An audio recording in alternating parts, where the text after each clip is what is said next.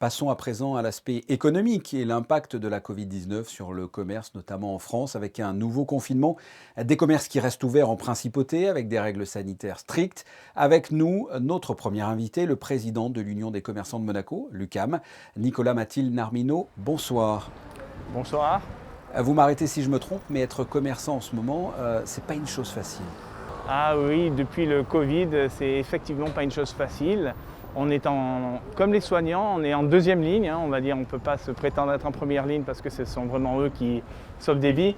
Mais nous, on est vraiment les victimes collatérales de ce virus. Quelle est justement la situation des commerçants monégasques en pleine crise sanitaire? Qu'est-ce que l'on peut dire de cette situation-là? Vous savez, on travaille dans un milieu de luxe, on travaille avec des personnes qui voyagent à l'international. Globalement, aujourd'hui, on a eu beaucoup de chance que notre gouvernement ait pris les bonnes décisions, n'ait pas suivi ce qui s'est passé en France et ne nous a pas accablés avec une fermeture. Qui sont les commerçants, ou plutôt les secteurs d'activité, ici en principauté, qui ont le plus de difficultés?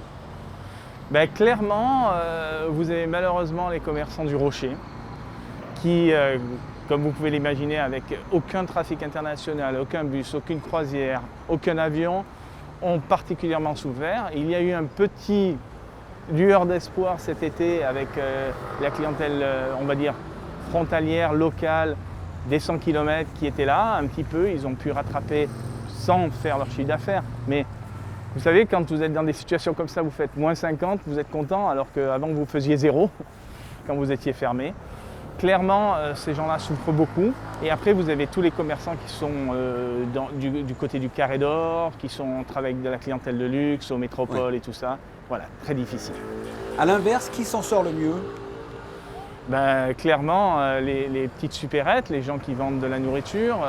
On a bien vu qu'il y avait un regain de déplacement vers les petits commerçants, justement, puisqu'on a bien vu que les grandes surfaces avaient perdu un petit peu de chiffre d'affaires au profit des petits commerçants de bouche, et ça c'est très bien. Après, tous les autres, on va dire qu'ils survivent. Et si sur l'année on fait entre moins 20 et moins 30, on peut s'estimer heureux. Mais comme je vous disais, il y a des commerçants qui sont à moins 50, moins 70 et au Rocher à moins 90%.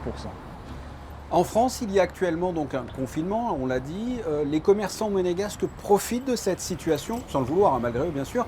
Est-ce que les Français, par exemple, viennent faire leurs courses à Monaco, ou encore les travailleurs pendulaires, par exemple, font plus d'achats ici?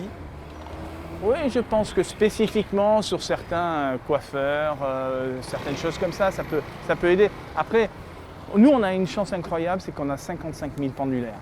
Et ça, c'est une richesse qu'on n'a jamais réellement exploitée. Et aujourd'hui, un peu à cause de ce confinement, ces pendulaires qui sont là tous les jours, en grande partie, sauf ceux qui télétravaillent, profitent de consommer à Monaco. Ils se rendent compte peut-être qu'à Monaco, il y a aussi de beaux commerces dont ils peuvent profiter. Maintenant, dire que c'est une aubaine, et non, c'est un moindre mal.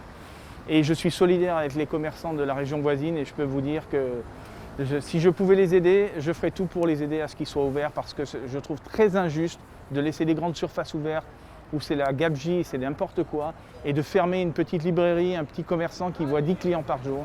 Je trouve ça scandaleux. Votre point de vue justement sur la position monégasque, le fait que l'on ne confine pas, et du coup par la même occasion que les commerces restent ouverts? C'est une chance qu'on a à Monaco d'avoir eu cette intelligence. Je pense que le couvre-feu est une bonne chose pour limiter les échanges entre les gens, entre les familles le soir. De faire un couvre-feu adapté pour les restaurateurs qui doivent donner une dérogation, c'est quelque chose qui leur permet de survivre. Ne croyez pas que les restaurateurs se gavent le soir. Vous savez, quand vous faites qu'un seul service, pour certains restaurants, c'est difficile. Je suis persuadé que ce ne sont pas les commerçants qui sont des vecteurs de Covid. On sait très bien que les transports en commun, on sait très bien que les écoles, tout ça, sont plus à risque que nous. Vous apportez des idées, des propositions, on vous écoute? On a eu du mal au début à se faire entendre. Et là maintenant, avec le nouveau ministre d'État, on a vraiment une très bonne relation, les choses se passent très bien. Et regardez ce qui se passe en France, les gens sont dans la rue parce que personne ne va payer leurs factures. Comment voyez-vous la suite, ces fêtes de fin d'année justement pour les commerçants? Écoutez, il faut toujours être optimiste. Je pense qu'il faut se satisfaire de ce que l'on peut entrevoir, c'est-à-dire que c'est la fin de l'année. On espère que les gens vont dépenser et j'espère que tous les commerçants, que ce soit de Monaco, de France et de Navarre, profitent de ces fins d'année, pour qui souvent c'est 20, 30 ou 40% de leur chiffre d'affaires annuel. Donc on croise les doigts et moi je suis très confiant. Et il faut être confiant. Bah, écoutez, on croise les doigts comme vous l'avez dit. Nicolas Mathilde Narmino, merci d'avoir répondu à mes questions.